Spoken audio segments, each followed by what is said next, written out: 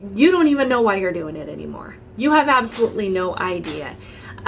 You're so far beyond this slippery slope, you don't even know how you got here and how you yourself came to accept this as normal.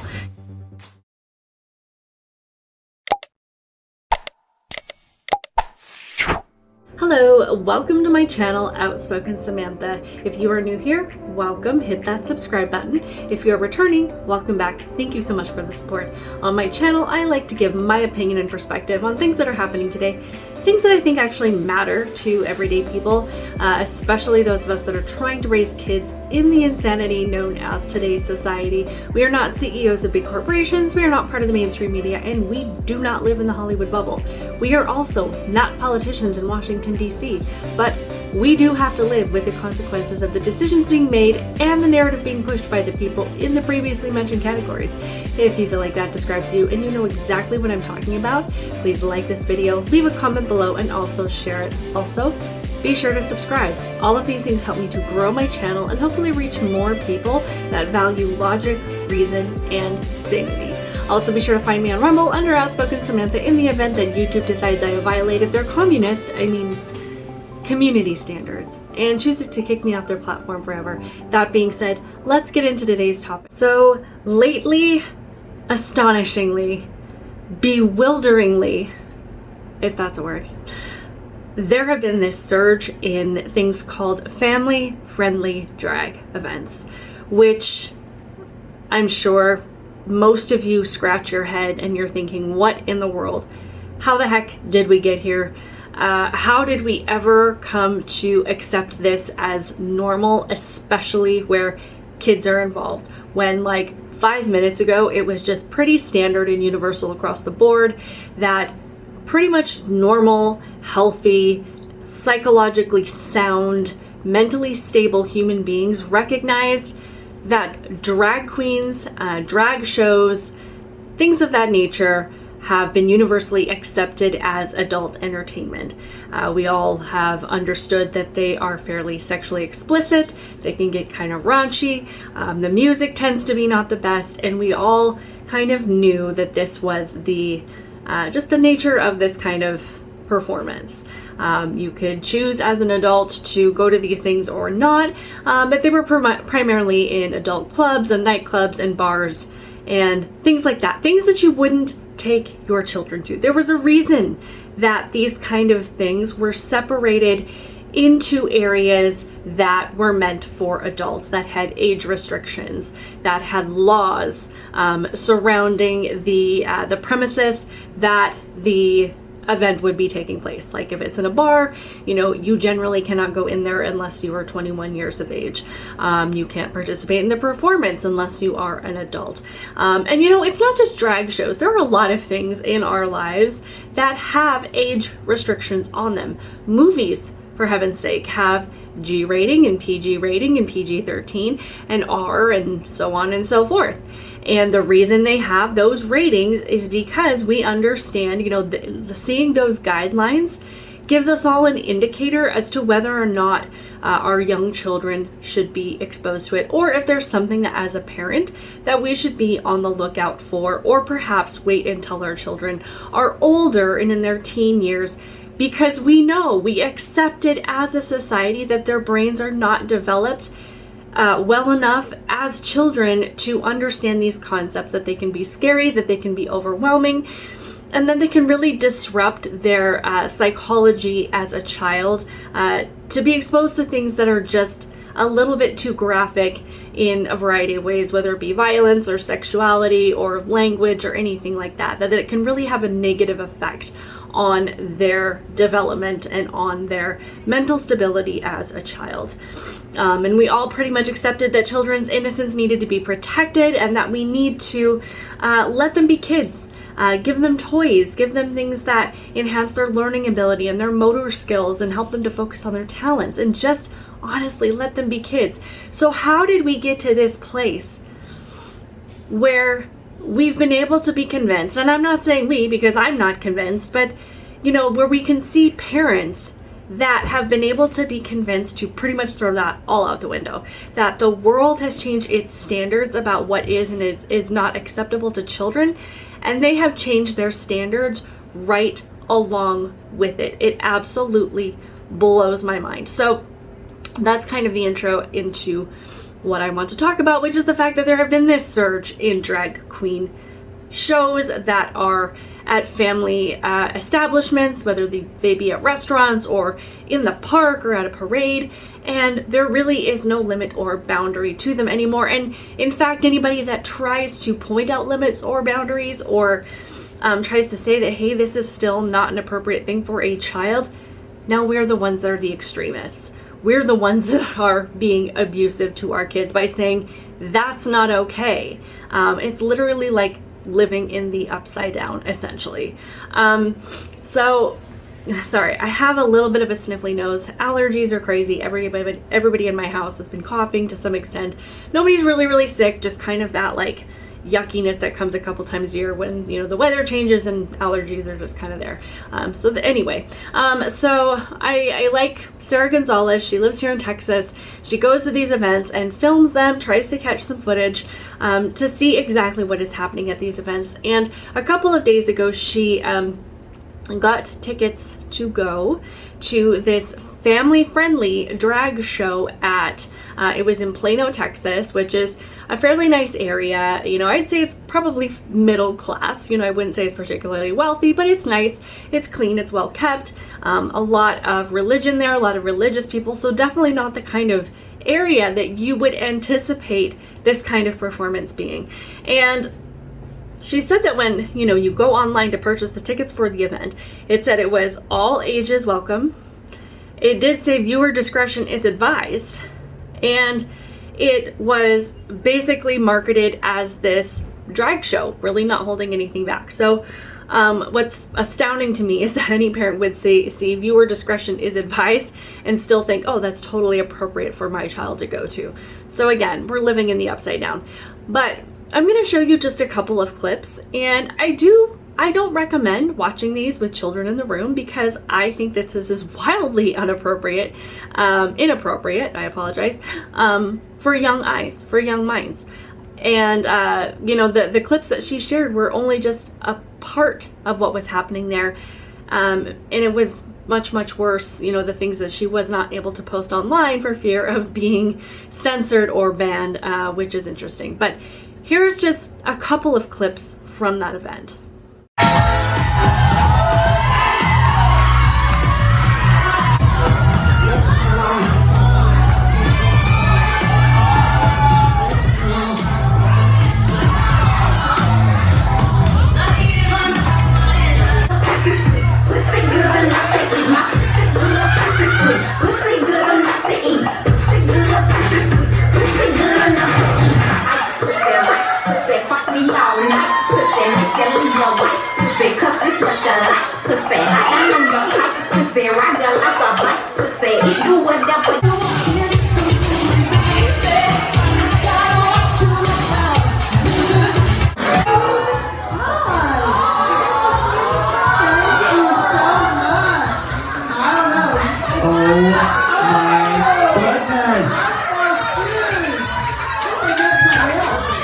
She came with the glitter shoes. She said, I wore my glitter shoes. My ovaries just exploded. I want children now. They're delicious. They are delicious. Yeah, they are delicious. By the way, It is unisex. it's unisex. All genders. All genders can enjoy. So she said there was this woman that was actually a woman dressed as this dominatrix and, you know, barely anything covered and very, you know, sexual. And there were others who were grown men dressed in drag with tassels barely covering their nipples, and adults, the parents there with their small children, encouraging their kids to go and give cash to these adults, to the drag queens, to the dominatrix, to the guy with his nipples barely covered. And she also said, which I don't think she was able to get footage of, that they were handing out sex toys as prizes for their contest, and they were handing them out with this little girl sitting in the right in the front of everything, of all the action, seeing everything right in front of her face. And you know, so a couple of things. And I really do recommend going over and watching Sara, her take on this, because of course she was there and she can, explain much more in detail. But a couple of things. First, there have been people that have been accusing her of making this stuff up. So even with having the video footage and, being there in person, I'm not exactly sure how she would make it up unless she literally hired an entire crew of camera people and, okay, you're going to dress up as drag queens, you're going to bring your kids, and we're going to reenact this whole thing. I mean, that's how it would be a really, really complicated, in-depth project to try and reenact this. But if that were the case, if even the idea of it is disturbing to you and wildly inappropriate, wouldn't reality be that much worse? Even just thinking about it, that someone would be so graphic and vile as to make this stuff up, wouldn't the fact that it's actually happening bother you that much more? So that's where the disconnect is. It's even if someone's making it up and fabricating this whole thing, then obviously somewhere in your moral conscience, if that part bothers you, then in your heart of hearts that this is wrong. But these events are actually happening, and they're happening everywhere. They're happening here in Texas. My family and I moved from Colorado a year and a half ago to come to Texas because we wanted a more conservative environment. We wanted people that were fighting for family rights, for parental rights, for keeping education as education and focusing on academics, that really were listening to people. And come to find out that these things are happening everywhere. It's even happening in Provo, Utah. There was a show not too long ago that I saw someone share footage of online. It was almost just as bad as this one. And so if it can happen in Provo, Utah, it can happen anywhere. So again, if you would be outraged at just the thought of someone making this up, then you really should be outraged at the fact that this is happening everywhere. Secondly, I know people get really tired of the slippery slope arguments, that even if we take one little, let me back up. People are tired of the slippery slope arguments. I am tired of the slippery slope arguments, but how we end up on this slippery slope is the fact that we take one step in the wrong direction and we take another step in the wrong direction. And whether it be, you're somebody on the left who is willing to go along with everything if it's just labeled as tolerance and acceptance, or you're somebody on the right who just wants to say, okay, if we take one more step, will you promise just to leave me alone? If I let you keep taking these steps, will you just let me live my life? Which never happens. And suddenly, before you know it, we have the people that advocate for this stuff and the people that are against it on the slippery slope together, because they're taking all the steps this way, they're pulling us right along with them, and suddenly everybody is careening down the side of a mountain out of control, and nobody knows how to stop it at this point, or if we even can stop it. We are completely sliding out of control. Some of you may or may not know, I ran for State House District 1 in Denver, Colorado in 2020, so I can't believe it was 2 years ago. I didn't win, which I'm not really that surprised about, because I really thought, I had a lot of hope that I would win, but in reality, I knew that it wouldn't happen in a district that was so deeply blue, and pretty much anybody to the right of Bernie Sanders had no hope of winning. But I was running against this woman who was Satan's spawn in the flesh, just a vile, vile, evil, soulless, morally bankrupt woman. And she was the proud sponsor of the comprehensive sex education bill in Colorado that would introduce this curriculum to the schools in Colorado. And it was explicit. At the time that we were conducting hearings about this bill, parents who had children in elementary school, middle school, and high school would come into these hearings and talk about the graphic, the sexually graphic materials that their kids were being exposed to because of this curriculum. And, the fact that they would read things from these books and have the mic shut off at their hearings because they would say it was too explicit and too graphic to be heard by adults in this meeting, but yet, it was fine for the children in the classroom, which has been happening across the country. Parents show up and they read the explicit content that their kids are, that have access to in the classroom or in the library, and they are told that they can't read that stuff in front of all the adults in the room. Yeah, their kids it's supposed to be fine for the kids. But so this was happening, and It was hard for a lot of us to imagine who hadn't had kids that had experienced that yet. It didn't, come across my kids' classrooms in their elementary schools. So when it's happening to somebody else, it really doesn't feel like it's real. When it's something that you're not a part of or you haven't had direct exposure to, it's hard to feel the urgency in it, to recognize that it's a big deal. And at that time, I know I had the thought, this is significant, this is a bad idea, and truly had the thought, if we could just get these books out of the school, if we could open people's eyes to this curriculum that was in these schools and what these kids had access to, that we could get this stuff out of the schools and all would go back to quote unquote normal. But it didn't get better. It never got better. In fact, it only got worse as things have gotten worse. Drag queen story hours are probably something that I never really could have predicted, especially becoming more and more mainstream, quote unquote, normal in our schools. We were told that drag queen story hours were a part of this tolerance and acceptance thing that we were trying to teach kids, even though I will never understand why we need drag queens in schools to teach our kids about tolerance and acceptance. If this is what you need to teach your kids about tolerance and acceptance, then you are just a crappy parent, and you're a crappy teacher as well. But it went from that, the drag queens would come in and they'd read the stories and people kept saying, well, they're not doing anything. It's not harmful. They're just coming in and reading these kids' books, and it's pretty much just like having like any other kind of child's entertainer come in and read a book, and and it's totally fine. What could possibly go wrong?